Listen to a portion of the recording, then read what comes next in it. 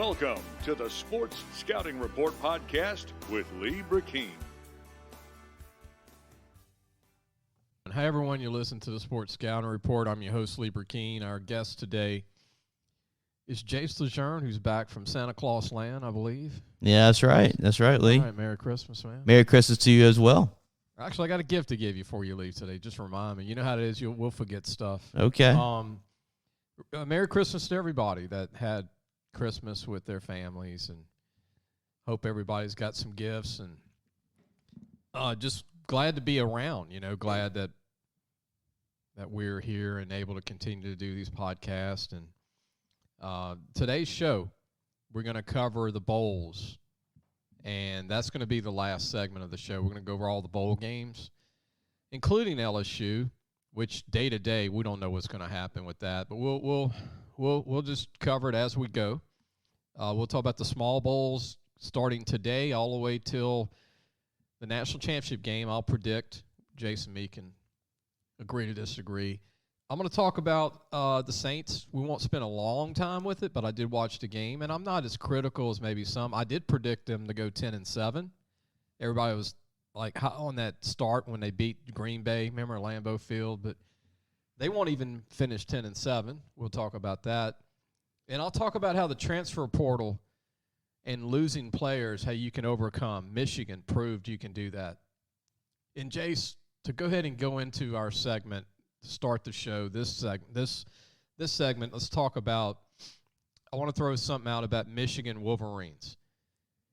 I told you I found out some interesting notes. I've been following Jim Harbaugh. People in this world, it's easy to get down on a product that's not doing well. And if you're not doing well, it's easy to say, well, let's fire the coach. And, you go through that with LSU, a lot of schools. But sometimes a coach can't win. It's not because he's not a good coach. Maybe it's just he needs to get on a roll where everybody finally dials in and believes in what they're trying to do. Sometimes it takes a while. I remember Dabo Swinney, it took him 5 years to start winning at Clemson. Yeah, and the first game, and Dabo even admits the game that really turned everything around was against LSU. Right. That was the game that turned everything around for him. Unfortunately, the Peach Bowl, they beat LSU. LSU didn't play well. Hats off to Clemson for playing hard, but LSU did not play well. They got beat. Boy, ever since then, bam. Clemson's been believing, and he's been recruiting. So my point is, Michigan went into this year, Jim Harbaugh's job was very, very much in jeopardy. Yeah, it was. It really was. He finished 12-1 this year, won the Big Ten championship. He's in the playoffs, finally, and he's looked at as a great coach now. And a month ago, 2 months ago, they're like, I don't know, this guy's never going to win. He played at Michigan, he played for the Bears. I was always a fan of Jim Harbaugh. I thought he was 2 games away from 2 Super Bowls with the 49ers. Yeah, one he lost to his brother. Yeah. Yeah. And he was so close in NFL. He won at Stanford with Andrew Luck. I mean, yeah. He did a great job there. But you know what? Here's the point I want to make. Because LSU fans are so worried about the hire with Kelly, and LSU's got attrition. They're down to 51 players like everybody else except Notre Dame. They probably have, 80 in Stanford and Georgia Tech because those guys just stay in school for academics. Right, and then the 4 playoff teams because they're all going to be playing. Including Alabama. Right. Yes. So here's the point. Michigan, over the last 2 years, Jace, lost 41 players to the portal. All right. Now let's just wrap that around your brain, and let's just relax because, there are fans that say, oh, LSU's rebuilding. It's going to take Kelly 3 years. No. Jim Harbaugh had 41 players leave his program. And to me, the Big Ten's the second best conference in the United States. Don't you agree behind the SEC? Yeah, I agree with that. And then also this year, including they lost their best wide receiver. He was out for the season like week 2, week 3. So add that into it as well. But still look what Michigan was able to do this year. And here's what's happened. Jim Harbaugh ran off some bad eggs. Some guys that didn't perform. He had some guys that didn't live up to their ability that were highly recruited. A lot of guys who gave up on the program. Guys who walked away and gave up on the program. They didn't want to follow his rules. He's a very strict guy. They weren't patient to maybe not play quick enough. He had a lot of guys to overcome, and guess what? He won with basically 70 kids, and his under-recruited guys in the classes. People aren't even looking at that. All his big names, like from Georgia and Florida, a lot of those guys left. Yeah. And here he is, 12-1, has a chance to win a playoff game and win a national championship. So if you're a fan out there and you're listening to the show, just look at what he's done and how you can't. And he is a good coach. But nobody was really dialed in, Jace. He didn't really win a championship, and the kids were a little lukewarm, and he ran off the guys that weren't dialed into the program. And LSU's dealing with that right now. It's only been 2 years, right, from a national championship. People forget really fast. But there's a lot of guys that left LSU that weren't dialed in. They didn't like where things were. They weren't committed to the school or the program, or they just didn't want to be a backup or whatever. They're down to 51 kids. You now have 7 extra scholarships for one time. The NCAA is allowing over 25. That's 32 players. Jace Kelly, the early group that he signed is phenomenal, and I've been following recruiting for a long time. He got Will Campbell, Emory Jones, Walker Howard, Ben Bordelon's son, Bo Bordelon. He signed the Demario Tolan out of Florida, big-time linebacker. He's got some pieces early on with only 2 weeks as coach. Yeah, I like that. And he's going to get – I'm predicting right now, the transfer portal, the best ones don't get in until the spring. That spring graduation group, like the Notre Dame guys, a lot of these Michigan guys that are actually going to graduate that maybe want to just a change. You're going to see some phenomenal linemen and tight ends get in there, and he's going to grab them. Yeah, and that's what I liked about it mostly, because I thought the last couple of years LSU was able to get a lot of really good skill talent, but I thought they got away with trying to find their offense and defense line, their mentality with that. And you have to be physical in the SEC.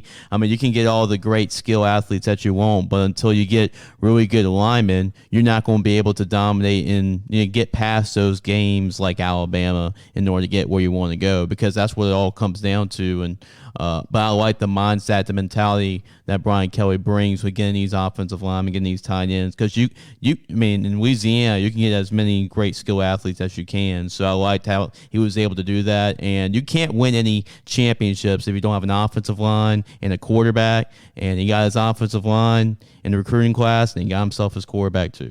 Well, and then, Walker's the future, but not the current. I think Nussmeier's going to be the guy with Brennan. Brennan's going to be given another chance. And if he doesn't get hurt, we all saw what he could do with his arm. LSU needs a running back, a big-time running back in the portal. You got Bradford coming back. He just got eligible for one game. Yeah. So he's probably going to be the catalyst in the bowl game, I would think. And then especially the amount of time to prepare for, I'm sure he'll get. Especially if Ty Davis decides maybe not to play. Yeah. And then you got Corey Kiner. Corey Kiner has had some pretty good sparks this year. Has shown some flashes. Goodwin's been hurt all year from Alabama. But, LSU, if you look at the running back room, they need a big-time running back in the portal. And you can find one. Right. And they still might sign one from high school ranks too. And hopefully it'll be a kid by the last name of Etienne out of Jennings. Yeah. I think he's better than his brother that went to Clemson, Jace. If they can get Etienne, just call it a night, as they say. Just that's it. You get him, it's over. I think he's the best running back in Louisiana from what I've seen. He's a Dalton Hilliard with speed, and he's a more compact, more powerful player than his brother. Yeah, he's a different player than his brother. His brother was more versatile, but this guy is more powerful, and he can do it all, and he's stronger. He's just, the little younger brothers are always the better football players because the dads and the older brothers are always tough on them. Yep. And it's always that younger brother is the toughest, it seems, Jason, in sports, it seems. Yep. And I don't know. I've been seeing that lately. And he's a great example of that at Jennings for the class of 222. But just look at that example. I mean, look, Nobody thought Michigan would do this with 41 players transferring the last 2 years. That's a lot of kids. That's very similar to LSU the last 2 years. Yeah. It's in that 40, 41 range for LSU. So, I mean, Jim Harbaugh didn't have those 7 extra graduate transfers one time last year to bring in this year. Mm-hmm. That makes a whole lot of difference. And then all of college football now, especially when you're in the Power 5, is a must-win now mentality. And then when you have the ability to go to the graduate transfers and get those guys in the transfer portal, it makes a lot of difference, and it gives you a better shot to win now. Well, and then if you don't win the portal, you're going to have trouble keeping up with Alabama because Alabama's winning the portal now. Yeah. Just look at this year. You have Jamison Williams, their top receiver. He came from Ohio State. You have their linebacker, Toa Toa. He came from Tennessee. So, they're just bringing in guys. And it's not like these guys are just not playing or sitting on the bench. These are top guys that were playing on those prospective teams coming to Alabama. Well, it's not fair because they're already beating you in recruiting. They went in the early signing day, the late signing day, and now he's beating you in the portal. And guess what? He's won the portal again. The top player in the portal is Jamari Gibbs from Georgia Tech, running back. And he just signed with Alabama. He is going to be a Heisman Trophy candidate right away. He's the best. He's the best running back that was in the portal, and he was projected, Jace, as a second-round pick if he came out. Coach Saban's convincing him to go over there, even though he's a second-round pick. Nobody can do that but him. Yeah, he doesn't have to say much. All he has to really say is, Derrick Henry, Najee Harris. I can go on and on. You want to be the next guy to be on that list? So, that's all he can really say and promote. And, he doesn't have to say much when he had players like that go through the program at the running back position. Yeah, so Coach Kelly's going to try and win the portal with Alabama. He's off to a great start. He got the best offensive tackle in the portal. Yep. And that's a great start, I think, Jace. Getting a phenomenal pro prospect offensive tackle. And he's young still. Yeah, so he's got 3 years. Yeah, he's still got 3 years left. So that was a big get for Brian Kelly. And I think Kelly's almost done with the O-line, actually. So yeah, especially with the signing class, getting him from transfer portal. It's looking good, and now you can focus on transfer portal, on the skill position players, since you really built the nucleus of getting those big guys up front, both in the O-line and D-line. I think Kelly's going to go in the portal for a safety, a corner, a linebacker, a D tackle, and a tight end. I look for him to get 2 tight ends. Yeah. They did sign one, but it would be good to get another one. He wants a lot. Yeah, he wants, knowing his past history of the tight ends and the tight ends that have been through the program, like Eifert, and he's got Michael Mayer right now in Notre Dame. He's always had some really good tight ends play there. And people, they question his recruiting. There was negative press out there, and it was all coming from up north, Jace. They were really upset that he left Notre Dame. And how do you criticize a coach who wins 10 games 4 years in a row at an institution that can't get the best players anymore and still has a tough schedule? And Michael Mayer that you mentioned, you know that he played in Lexington, Kentucky in high school? Yeah. Coach Kelly went into Lexington, Kentucky, who's winning, by the way, right? They're winning. Yeah. So Michael Mayer saw a very good Stoops team the last 4 years. They go into Lexington and get him. And talking about winning in the transfer portal, that's what Stoops has done well at Kentucky. He's been able to get a lot of guys to transfer portal and really have that identity. His quarterback came from Penn State, and he gets a lot of guys from the portal and said, we're not going to get the 5 stars, but we'll get guys that fit our system, and we'll get some of the best guys out there in the portal. I just like what Jim Harbaugh's doing because he never flinched on saying that I'm going to leave and I can't handle this anymore, and he survived it. And Kelly's very similar to Harbaugh. He's going to come in with this, here's my rules, right? This is what we're going to do. If you don't follow the team mode, like team first, you're going to be out. He don't care if you're 5-star, 6-star, 12-star, whatever you are. If you don't have unity as a team, if your team doesn't like one another, you're not going to win. And this is a team that Harbaugh had of guys that just they hung in and they like each other. They're close. They want to be at Michigan. They want to win. They don't like to lose, and that's what LSU needs. They need long-term success. And I think Kelly's going to give LSU that. And I don't think it's going to take long because he's going to bring in some guys older that can play. He's inheriting some talent from Orgeron. Yeah, he is. And Louisiana's always rich in talent. I mean, it's mindset. It's just mindset of getting back to work and really caring play to play. Like Saban has his guys. It's all about mindset and having his. And they fear Nick. They fear him, but they respect him. And that's what I think is going to happen with Kelly at LSU. We're going to take a break. When we come back, I want to talk about the Saints and Ian Book's first game. Speaking of Notre Dame, Coach Kelly signed Ian Book out of California. Here's another great recruit, right? Sure. And then I'm not as harsh on Ian Book's performance. We'll come back. Me either. At the end of the show, we'll talk about the bowl games, and we'll run through that. So that's what we're going to do for the rest of the show. When we come back, we'll talk about the New Orleans Saints. We'll be right back. Listen, whatever you're driving right now, Tommy Harvey wants it. Bring it in to Harvey Subaru, Lexus of Shreveport, Bossier City, or John Harvey Toyota. They're paying big bucks for all trades right now. They'll cut you a check right there. Tell them Lee sent you. Welcome back. This segment's going to be about the New Orleans Saints. I want to do some live plugs for my sponsors, John Harvey Toyota.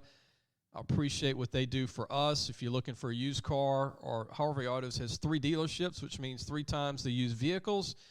They got everything from fuel-efficient compacts to luxury models, even hybrids and certified pre-owned with a warranty. Check out John Harvey Toyota, Harvey Subaru, or Lexus of Shreveport, Bossier City. Great people. Tell them Lee sent you. And also, Medine's Collision Center. We want to thank Chris Medine, his wife Dominica Medine. They've been open since the 60s, Jace, on Kincaid Avenue in Baton Rouge.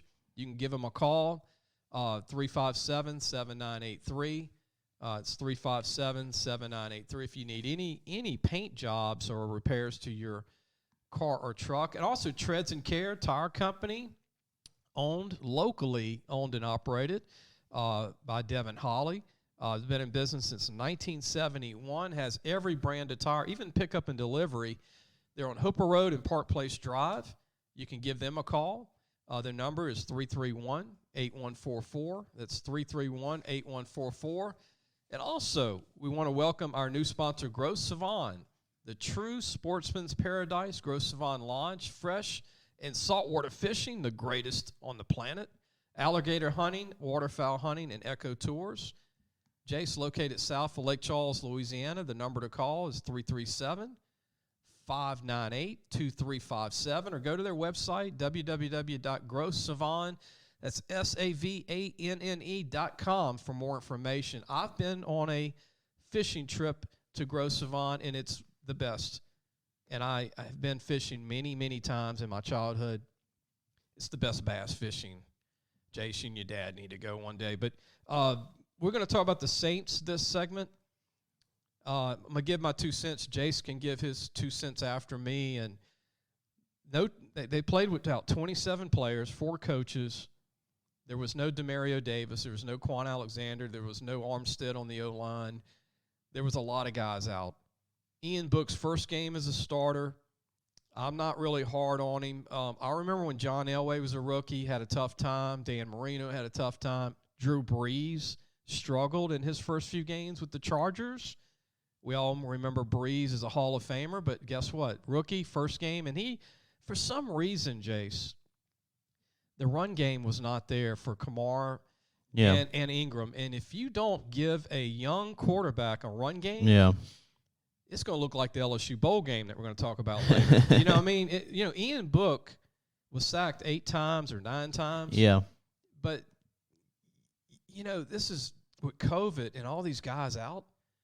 Now, I'm not saying they would have beat Miami. I'm just saying if everybody would have played, then Ian Book would have been a little bit better in his start. And he's not a bad quarterback. And, man, we got fans out there that go, oh, he's horrible, he sucks. And, it's just then you weren't really watching the game. No, I mean, when you can't get 2 yards on 2nd and 2 running the ball, or you can't get 2 yards on 3rd and 2, you're in trouble. And, the O-line, most of those guys were out.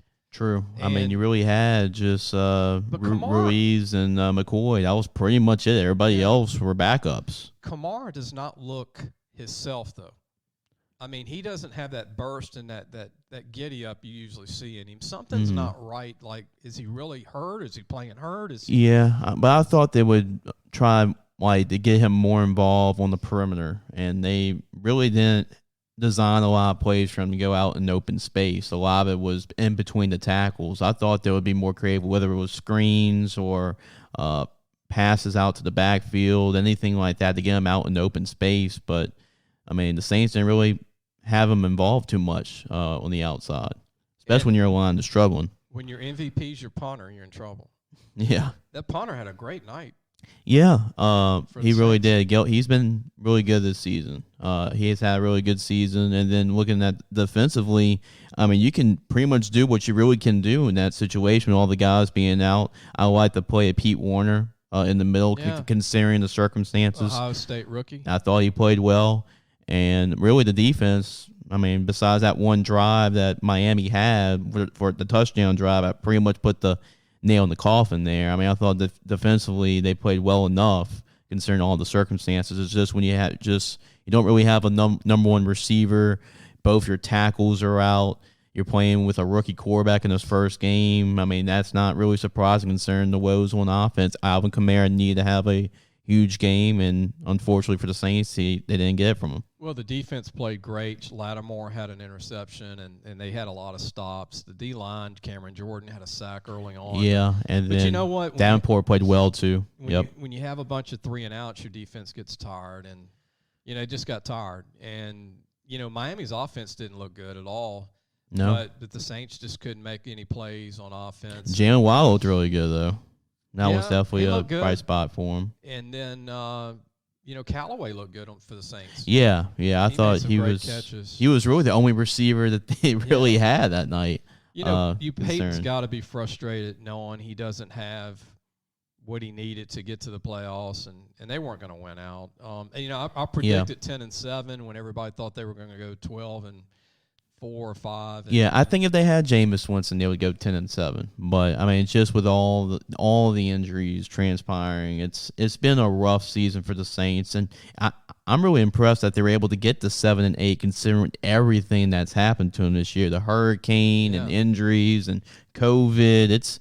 I don't think adversity has hit an NFL team as much as the Saints have been dealt with this year. Well, the good thing for the Saints is now you get good draft picks. So but they like to trade their picks for a lot of these D3, D2 guys that they find these diamond in the roughs. Kind of what the Patriots do.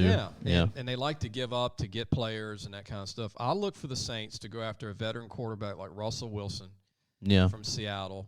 If Aaron Rodgers, for some reason, still wants to leave. Yeah, that's what you do. You make something for Rodgers and Russell Wilson. Yeah. If those two don't work out, I'm fine with the Saints just selling on Jameis Winston for now. And then Ian Book in time will be a good quarterback. His eyes were really big last night. He was trying to run on the NFL team, and he found out his speed in college doesn't. Yeah, it's a whole different speed. And then also, as soon as he got some snaps, I mean, Miami was just pressuring him in his face as soon as he got the snap. I mean, there's really not nothing much that he can do. Now, 2 of those sacks, I thought he could throw the football away on those situations, but the other 6 sacks were not his fault.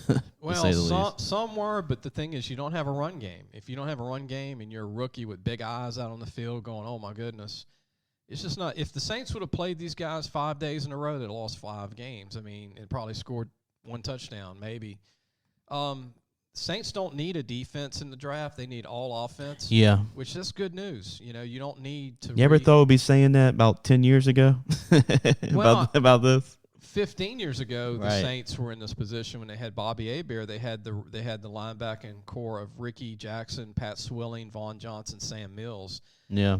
And they just a long time ago. And they didn't have the offense to get to the Super Bowl when they had Bobby Hebert. They just didn't have enough juice. That's been the Saints over the years. Whether it's been the Dome Patrol in the 90s where offense wasn't really as much really help them there. They had a Super Bowl caliber defense, but they didn't really have the offense. When Drew Brees was there for the first 10 years, I mean, they had a Super Bowl caliber offense, but the defense wasn't there. So it's just if they can, one or the other. If they can keep the defense together, like Davis, Davenport, some of the main Lattimore, some of the main pieces. the kid from Florida Gators, the corner. Yeah, C.J. Gordon Johnson, if right? they can keep these guys, and then they can get maybe a D lineman in the draft later in the draft.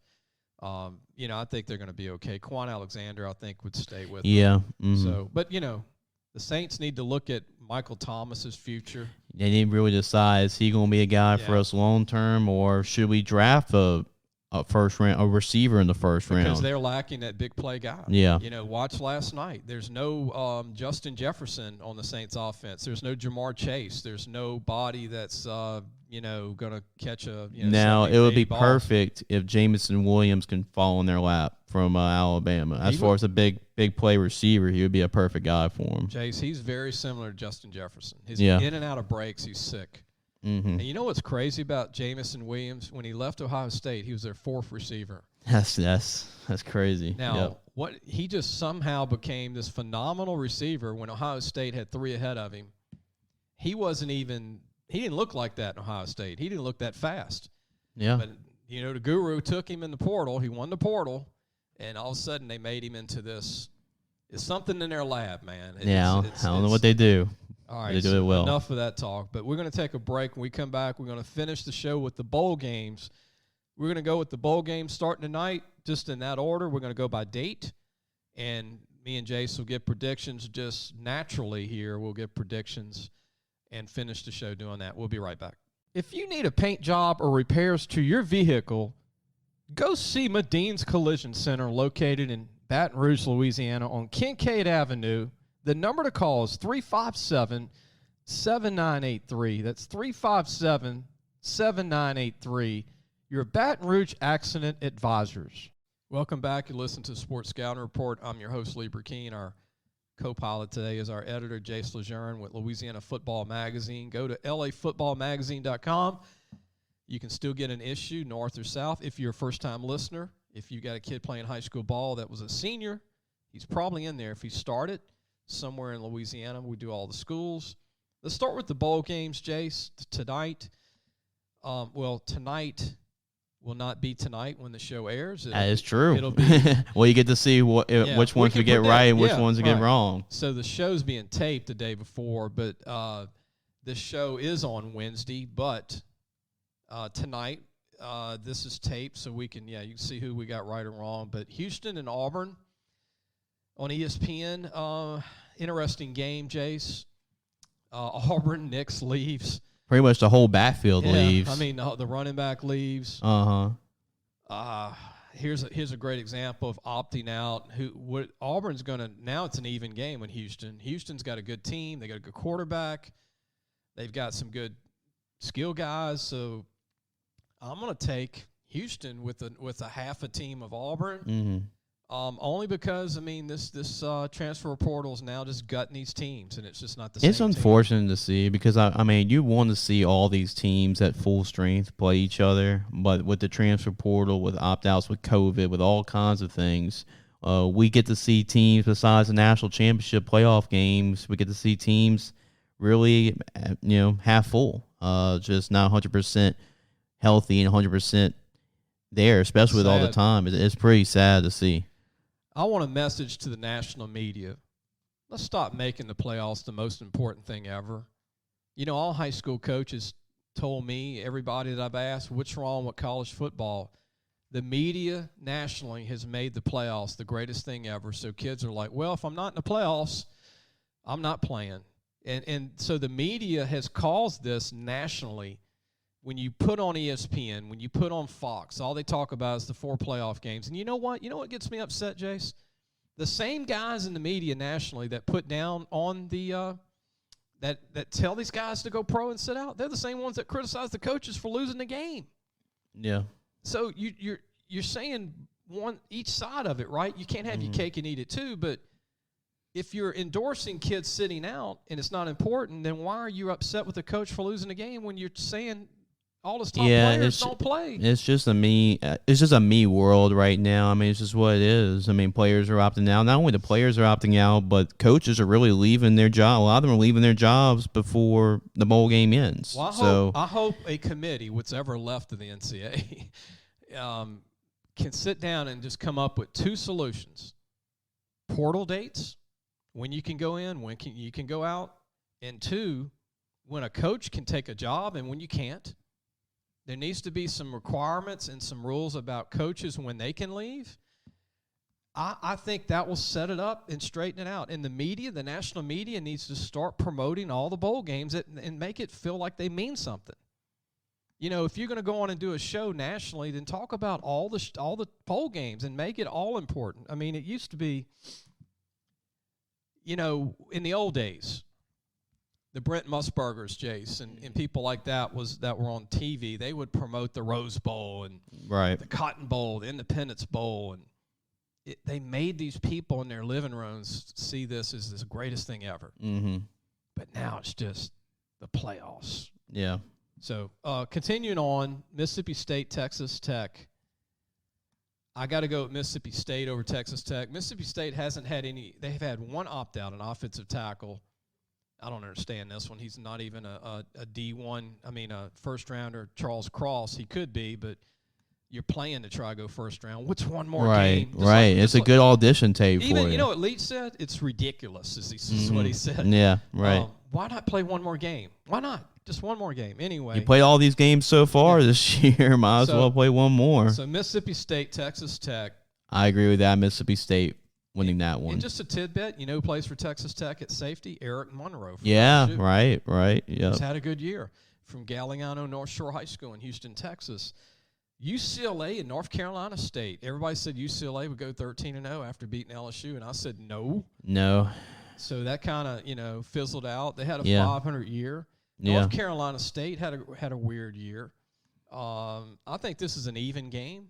Mm-hmm. I'm going North Carolina State, Jace. Okay, I'm going to go with UCLA. I think they're going to be ready for this one. And I thought with that senior – they have a lot of seniors in that team, and I think they want to go out on top, so I'm going to go with UCLA. Not many opt-outs between the teams. Yeah. Which is good to see. Really good to see.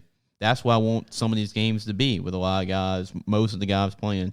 So these games would have already been played by the time you hear this show, but these games are going to be the day you hear this show. Maryland, Virginia Tech.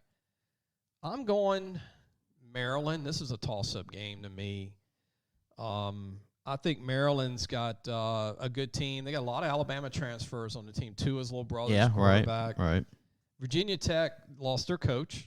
Yep. They fired their coach. So I'll give a shout out to Brent Pry, who's the former UL defensive coordinator. But I don't think he's coaching just like a lot of the new guys. Yeah, right. But Maryland, field goal. Maryland, they're that team in the Big Ten. I mean, the ACC that's kind of in the bottom half. And let's face it, Virginia Tech's not the old Virginia Tech. They're not the Frank Beamer Virginia Tech. But they're going to be a good game to watch. I actually have Virginia Tech in this one. So, Cheez-It Bowl. I love the commercial. I love the dude in the man in the locker room, the coach. Yeah, right. He looks like Mean Joe Green from the Steelers. Cheez-It. Yep. The Cheez-It Bowl. So Clemson, Ohio, Iowa State. Good game. Good matchup here. Clemson didn't have a great year. Iowa State's Matt Campbell. Really, both these teams really underperformed this year. There were a lot of expectations for both Clemson and Iowa State to really make a push for the playoff. And, you have to look at it. Both these two teams really have underperformed this year. And you know what? Clemson doesn't have any opt-outs. High five to Coach Sweeney. Yeah. I mean, his guys play for him and finish. They have pride. Iowa State I'm taking because Clemson doesn't have that bite, Jace. They just don't have – their quarterback's up and down. Ugalagi, he's just not there yet. I think Iowa State's going to play with a chip on their shoulder. Okay. We disagree again. I like Clemson in this one. I think Clemson is playing mad, too, considering that they really underperformed this year. And I think they're going to end this season, especially with all the talk about Dabo Sweeney. Like, is this the time that Sweeney and Clemson are going to fall off the wagon? Considering Venables has left the program for Oklahoma to be the head coach over there. But I like Clemson in this one. But it should be a good game. I'm looking forward to see Clemson and Iowa State play. So we got to speed through these because we can't want the show to be too long. But the Valerio Alamo Bowl, it's weird saying the Valerio Alamo Bowl. Oregon, who's lost their coach to Miami. Oklahoma lost their coach to USC. Right. I'm taking Oklahoma. Oregon. Give me Oregon. Yeah, there you go. It will be a great game. No defense. Yeah. So when there's no defense, there's a lot of touchdowns. The Duke's Mayo Bowl, I guess that's mayo like you put on a sandwich. Well, I heard, Lee, with this game that the winning coach might get more instead of getting the Gatorade bath, might get a mayonnaise bath. That's not something you want to watch. Yeah, no. That's not. I think both coaches don't want that to happen. No. North Carolina, Mac Brown, who's been coaching 50 years. South Carolina, they've got a young coach in Beamer's younger son, his son. I'm going SEC in this. South Carolina. Yeah, North Carolina did not have a great year. Yeah, I know. That was another team I was expected to do a lot of things. But I think Sam Howell gets a really good showing in this one. I'm going to go with North Carolina. South Carolina beat Florida. Nobody thought that would happen this year with a walk-on quarterback. The Trans-Perfect Music City Bowl, Tennessee-Purdue, a toss-up again. I'm going Tennessee. They've looked good all year. There we go. We agree on that, Lee. There you go. I got Tennessee on that one, too. This is not ESPN where they set up like you do this and I'll do that. We're actually telling the truth here. Yeah, right. I like Tennessee, but you know what's messed up about this? The starting running back for Tennessee that ran for 800 yards, he transferred out 3 weeks ago.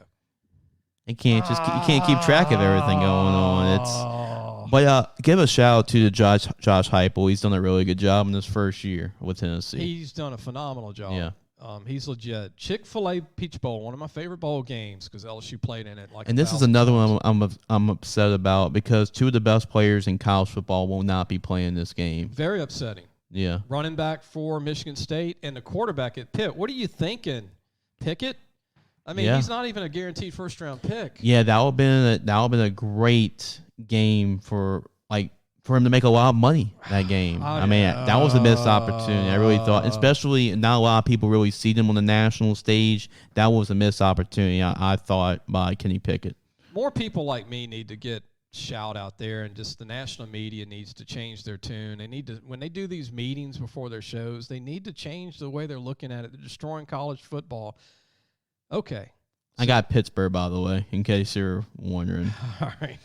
With no Pickett, yeah. Well, they Michigan State with no Walker, so it kind of evens out. I'm going Michigan State, tougher defense. I'm going with no Pickett. Pitt's different. We'll go back. We're going to, since these games are before the other games, it's kind of weird. The playoffs are before the final bowl games, but we're going to go and talk about January 1st and go back to the playoffs. Yeah, there we go. So Outback Bowl, Penn State, Arkansas. I like this game. Penn State underachieved a little bit this year. They faltered down the stretch a little bit. They did miss Michael Parsons, who didn't play even his senior year. But look what he's doing with Dallas Cowboys. A lot of people are saying he's the next coming of Lawrence Taylor. Yeah. I agree with them. Now, Arkansas really, played hard again. Shouldn't have beat LSU. But that was a hiccup for LSU at home. Yeah. I'm going to go Penn State, Jace. Okay. I think Penn State's going to shut Arkansas down on offense. I'm going to go with SEC on this one. I'm going to go with Arkansas in the year that they've had with Sam Pittman. I'm going to try and pronounce this bowl game. Verbo? Yeah, you got it right. Verbo. Citrus Bowl, another bowl game I love. Great matchup. Iowa, who's always going to give you 100%. Kentucky. I'm going Iowa because I just think you just don't pick against Ferentz and Iowa in a bowl game, especially when LSU's playing them. I think Kentucky's had a good year, but, they stumbled and they just can't finish. I think they're always going to be an 8-4 program, unfortunately. Yeah, I'm going to go with Kentucky. I just think it's going to be a low-scoring game, and I think Kentucky just has a little bit more offense than Iowa does in this game. I saw Iowa beat Penn State, and that was impressive to me earlier. That ruined Penn State's season. Yeah, it really did. PlayStation Fiesta Bowl, Notre Dame without Kelly.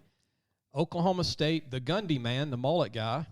I'm going Oklahoma State in a high-scoring game. Okay. I like Notre Dame. Notre Dame's had some hiccups. Mm-hmm. They had a chance to be in the playoffs. They couldn't finish. And I think the players really like Marcus Freeman, so I think they're going to really want to be playing for him. I really like Notre Dame in this one. If Oklahoma State wins their last game, they might be in the playoffs. And they got a great offense, Jace, at Oklahoma State. They beat some good teams this year. It's going to be a great game. It's one of the better games to watch outside the bowl games. Sure. Rose Bowl, Ohio State against Utah. Utah's got a chip on their shoulder. Ohio State's got all the talent. I'm taking Utah on an upset because they feel disrespected. Mm. Nobody's talking about them. Everybody's about They are one of the most underrated teams that's always flying under the radar. Yeah. The last time they were disrespected, they went to Sugar Bowl and beat the out of Alabama. We don't say that a lot. It's pretty rare to say. But I'm going to go with Ohio State with their talent. And this is weird. The Rose Bowl is by Capital One Venture X. Just whatever sponsor possible, you know. All-State Sugar Bowl, another good game. You got Dave Aranda Baylor against Ole Miss and Kiffin. A defensive team in Baylor, offensive team in Ole Miss. And guess what? Ole Miss's quarterback, I think Corral's playing. Yeah, right? he is playing. Kudos to Matt Corral. Yeah. And kudos for Sam Howell, too, for North Carolina, because considering the bad season they had, and, you know, he could have skipped the bowl game, but he says, no, I want to play that one, too, considering how bad of a year they really had. They could have skipped that bowl game, but he decided not to. And guess who Baylor's starting quarterback is? Blake Shapen from Evangel Christian. I pumped him, and I bragged about him. Yeah, you're definitely right about him. All right, Tax Act. I got Ole Miss, too, in that game, in the Sugar Bowl. I'm going Baylor. Okay. Defense wins ball games. Tax Act, Texas Bowl. I think we might agree on this one. Let's see. Well, depends on what's going to happen and opt-outs and all that. So you got Kansas State, LSU. Kansas State's like Iowa. They're going to play you hard defensively. They're not going to be fancy on offense. They're going to run the ball. Their quarterback's out, too. The problem is this, Jace. Kansas State doesn't have LSU's talent, but now they do. It's equal now because LSU's got all the opt-outs, right? LSU presents a problem for Kansas State, too. They have an offense they haven't seen, or none of us have seen. Yeah, it's true. So John Trey Kirkland, Matt O'Dowd, and no telling who can take direct Tavion Falk. Yeah, so who's to say that Coach Davis might have 3 game plans for 3 quarterbacks? O'Dowd could be your handoff guy, you know, your guy throwing the ball to the tight ends or Jack Bech. I don't expect any long throws. I expect LSU to try to win it running the ball. Keontae Bradford, Kiner, you know, hopefully Ty Davis. Hopefully Goodwin's healthy. I think Kelly wants to see that. And then if LSU can't run the ball, they're going to lose. But if they can get a little bit of play action from Kirkland, just like at the line with tight ends or Jack Bech, just some simple throws, some direct slants, screens. Maybe an option offense with Tavion Falk. He ran the option at Karen Crow. Yep. And then O'Dowd could be your, you know, drop back guy. Kansas State's probably a little worried. They haven't seen any of this. Well, at least you got 2 quarterbacks that played in high school that won state championships. Yeah. So that's I guess that's encouraging. So I would have took LSU if Damone Clark would have played and Neil Farrell. Without Damone Clark, who's been averaging 15 tackles a game, and Neil Farrell's one of their top D linemen, that means LSU's going to be severely tired in the third quarter, and they don't have that guy in the middle to make tackles right now. They just don't have him. And so Kansas State's going to run the ball. Who's going to come up? Is it Micah Bakersfield? Is it going to be, you know, Penn? Is it going to be Jones? You can't lose Damone Clark. And we get back to the opt-outs. So I'm going Kansas State in an ugly game. I'm going like 20-10 Kansas State. And I hate to say it. I don't like betting against the Tigers, but I'm not betting. I'm just saying my opinion. Yeah, right. But I think it's going to be a very ugly game. It's going to be similar to that Saints, I think so. That Saints game you saw. I think so. You know, that Saints game you saw with Miami Dolphins. Kansas State won't even look great and beat LSU because how are they going to get in the end zone? Now, I hope I'm wrong. I hope Bradford runs for 80 yards and Ty Price, and I hope they can just run all over Kansas State. But I saw Kansas State play defense this year. They're pretty good on the front 7. And LSU can't throw the ball 10 yards. So, you know, it's going to be running. It's going to be, like I said, you might have Tavion Falk, option quarterback. You might have Gontre Kirkland, option quarterback. You might have Matt O'Dowd even get some throws. That's scary to say. But who knows? Who knows? And somebody is going to be a surprise direct snap guy. So somebody's going to take direct snaps to run the ball. Mm-hmm. And you might see 30 carries between Bradford and Ty Davis if hopefully Ty plays in this game. And if there is a game, if LSU has any COVIDs, there's no game. Right. Because they only have 51 right now, scholarship, with another 20 walk-ons. And I don't think they'll play if they have only 40. Yeah, this will be an scholarship interesting game because this is the last game before the national championship. So watching this type of game would be interesting to say the least. All right, so let's talk about the playoffs real quick. Cincinnati, Alabama. My heart says Cincinnati. My guts, Alabama. I'm taking Alabama by 3 touchdowns. I've learned my lesson. I'm not picking against Alabama, and I think Cincinnati is going to play off a high for a quarter or two, but Bama's just too much. I think a half maybe. Yeah, right. Georgia, Michigan. I'm going Michigan. That's an intriguing game there. Michigan's united, Jace. They believe they're a team, and they believe. And Georgia doesn't. I don't know. Something's missing with Georgia. I think they were just mostly overrated all year. Yeah. And Alabama took it to them, throwing the ball. Who did Georgia play outside Alabama? I mean, maybe Kentucky, who was overrated. Well, the first game of the year when everybody thought Clemson would be back. Florida wasn't good. Tennessee wasn't good. Yeah. I mean, Auburn wasn't very good. So, I mean, Kentucky was solid. It's probably the best game they played. Best team they played, probably. I got Michigan in a squeezer here because Michigan's got a hell of a defense. They got a really good offense. Georgia, I don't think their running game impresses me at all. And I think Michigan's going to shut down the run game. Guess what? The walk-on quarterback cannot win the game by himself. He couldn't do that in Atlanta against Alabama. I'm going Alabama, Michigan in the national championship game. Here's where I'm going to maybe differ. I'm going Michigan to win it all. They believe they have the power on defense to stop Bama. And I think not having Michi is going to hurt in this game. It won't affect them against Cincinnati. Yeah. But I think if Michigan beats Georgia like I think they will, I think they're going to beat Alabama. They're going to stop the run game for Alabama, which is not really great. And you got to realize I'm picking this because Ohio State had a good team this year outside of that Oregon opening week. Right. But Michigan made Ohio State look really bad. And I just think Michigan's got a chip on their shoulder. I'm going with, the stars in line. I'm going with Saban finally losing in the national championship game. Yeah, I'm sure we disagree here, but I'm going to go with Alabama winning it all. I think that Georgia-Michigan game is actually going to be a really good football game to watch. If you like your old school physical football game, both teams like to run the football, play good defense, and I think it's just, the media and then everybody is just kind of hoping for a Georgia and a Bama rematch, and I think the stars kind of align for that to happen. I think it's going to be like a field goal game with Georgia and Michigan. And I think it's going to be an all-SEC championship, but I can't pull against Alabama, have Alabama winning it all. I would love a Cincinnati. I would love a Cincinnati-Michigan game. I really would. But, yeah, I can see Michigan getting there. I can see Michigan going to the national championship. But for Cincinnati, I just don't see how they can do it. I just don't think Georgia can score on Michigan much. Michigan's got a great D-line with Hutchinson. Aiden Hutchinson's one of the best in the country. And their DBs are phenomenal at Michigan. I just don't see Georgia. I think it's going to be a low-scoring game. It's going to be like a 20-17, or it's going to be something like that. Yeah, I just feel like Jim Harbaugh, when this is over, he's going to be thought of as the guy they thought he would be. And he's when you make the playoffs, they forget about you if you don't win one.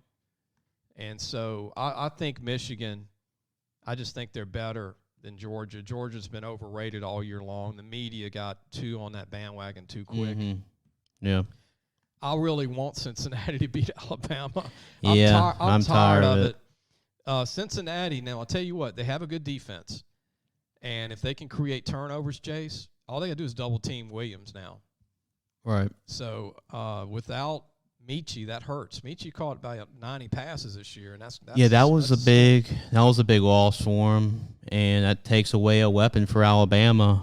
But we'll see. We'll see what happens. I can easily see Alabama winning 28-17.5, or 35-17 in the third, and all of a sudden it's 42-17. Now the good thing for Cincinnati, their secondary is really good and can match up with Alabama's receivers, considering Mechie's not playing. So as far as a secondary receiver matchup, it's actually a better matchup for them than whoever they put in the national championship game. But I just think that Alabama just has just too much talent. There's a reason why Bama has 5 stars and Cincinnati has 3 stars. Well, I just look back at Tulane-Cincinnati game. Tulane had them beat. Mm-hmm. And I just can't get that out of my head. Yeah, watching Cincinnati this year, they haven't really shown me like a complete game. They all their games this year, in my opinion, they were not complete. You know who I'd rather see play Alabama in the playoffs? Which record-wise they didn't have it, but I wish Utah would have won out. I'd rather see a Utah play Alabama than a Cincinnati, wouldn't you? Utah was just more built to beat an Alabama. Yeah. But unfortunately, the Pac-12 never wins out. These teams they always have a hiccup and lose a game or two. Yeah. Every time we think USC or Utah or Oregon is going to win out, or Washington, they can't slip up. They can't do it. No. And that's why we're watching Utah in a game. And look, recruits, if you listen to the show, I love bowl games. Bowl games are important. They're important to tradition, and don't just get caught up into the 4 teams. And it means something. You're representing your school. You're representing your family, and it's one more game. But, yeah, kudos to Sam Howell, to Matt Corral, and all these great players playing. And, I think even Ed Ingram's still playing, right? For LSU? Yeah, Jay Ward said he was playing. So, I mean it's some good. Guys are still going to stay. And you know what? NFL teams do look at this. They don't say anything. But trust me, they like guys that finish their team season, that finish. I mean, one game. You're going to play in the Senior Bowl. That's a game. You can get hurt in that. Right. Yeah. I mean, it's another opportunity to show what you're worth. I mean, there's a couple of audition tests for those guys. It's the bowl game, especially the bowl game, because all these scouts and all these guys are going to be watching you play in that bowl game, where you're the only really team playing on TV at the time, and then also the Senior Bowl, like you mentioned, and then the Combine. I mean, those are your 3 tests, and it's like your final exam. You have 3 tests to take, and then you decide, hey, I'm not going to take a test. I'm good. So, I mean, it's unacceptable. My final thoughts before we end the show is that I want the NCAA to permanently give every college 10 scholarships on top of the 25 because of free agency. Yeah, I'm saying free agency. This has turned into the NFL. Yeah, it's really like a minor league for the NFL. That's what it's turned into. So if you look at the numbers, Jace, everybody's losing 8 to 10 guys off their roster that they didn't want to lose. You can't replace that. And I don't think 7's enough. I think it's enough to maybe keep it going, but I think 10 would be the perfect number, and just keep it forever, because unless you're going to change things, or you can come up with stiffer penalties about transferring. I think everybody needs to get 10, because LSU, the Michigans, and everybody else, I mean, they're losing 15, 20 kids a year, some 25 kids a year. You lose a whole recruiting class within a semester. Mm-hmm. So it's free agency. Allow the coaches to sign more kids, and guess what? It's still 85 scholarships. Just let the schools replenish to get back to 85. If you're down to 60, let a team get back to 85. Again, it's not the NFL, but you're letting it be the NFL. Have the same rules. I mean, the NFL it's becoming that. Look, the NFL has a practice squad. Colleges don't. Mm-hmm. They have a practice squad of 18 guys. Yeah, walk-ons. Right? Yeah. I mean, the NFL can go sign a free agent. Colleges can't. When you start running back opts out with 1,800 yards like Michigan State, you just can't go sign a running back. This is college. But yeah, you're dealt with whoever your backup is, so you have to play them. But I guarantee you, if college coaches change the way they recruit, if the NCAA gives them more scholarships and replenish, maybe sign a kid that's all about the game and school, and maybe not recruit the top, like in basketball. Don't recruit the one and dones. Mm-hmm. Recruit the guys that definitely want at least 3 years of college. Yeah. It's hard to find. That's the problem, though. Well, there's a lot of kids that would love to go to college on a scholarship and live that life and be a part of a college and an institution. And guess what? When you get your degree, you can go get a job with any of these alumni, because you can say, I played for LSU, whether you're a walk-on or a scholarship player. And you know what? The good thing about the bowl game, my final thoughts on today's show, is that LSU's going to have some walk-ons that finally get to play some snaps on offense and defense. And I'm really looking forward to that because they work as hard as the scholarship guys, and it's going to turn into maybe some scholarships for some of these guys with Kelly moving forward. Yeah. So you're going to finally see some walk-on linebackers, maybe some walk-on O-linemen, maybe a walk-on D-lineman, maybe a walk-on DB or two, and there's some good players. Look, LSU's got a transfer walk-on from Nicholls State, DB, who's played a little bit this year, and he's going to be a scholarship guy probably going into the fall. We already know that Mashburn has pretty much earned himself a scholarship. Just what he's been able to do this year. But if there is a positive, all these walk-ons are going to be given a chance with all these colleges that we mentioned that work hard. They put in the 18-hour days every day like these other kids. And it's going to give a lot of those guys a chance to be put on scholarship instead of saying, oh, we're not going to retain you. Because walk-on guys are not guaranteed to be brought back, even if they work hard. Yeah. So I hope with that said, again, go to our website, lafootballmagazine.com, and you can get a magazine, read our articles.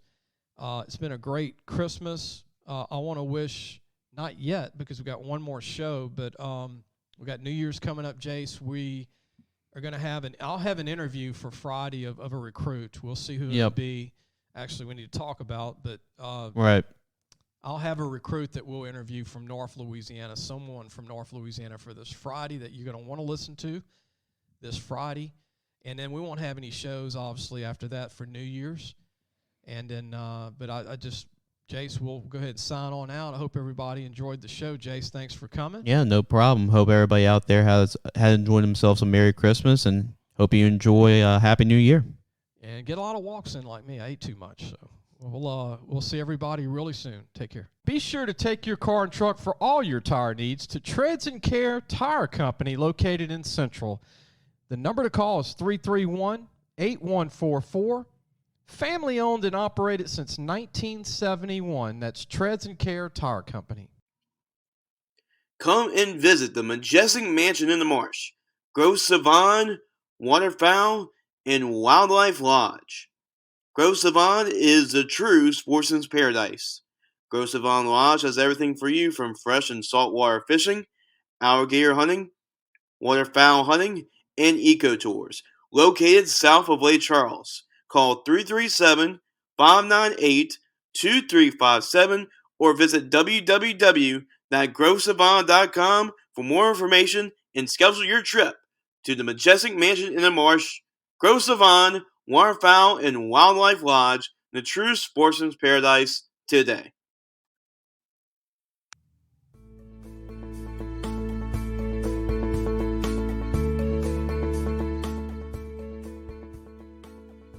Thanks for listening to the Sports Scouting Report podcast with Lee Brecheen.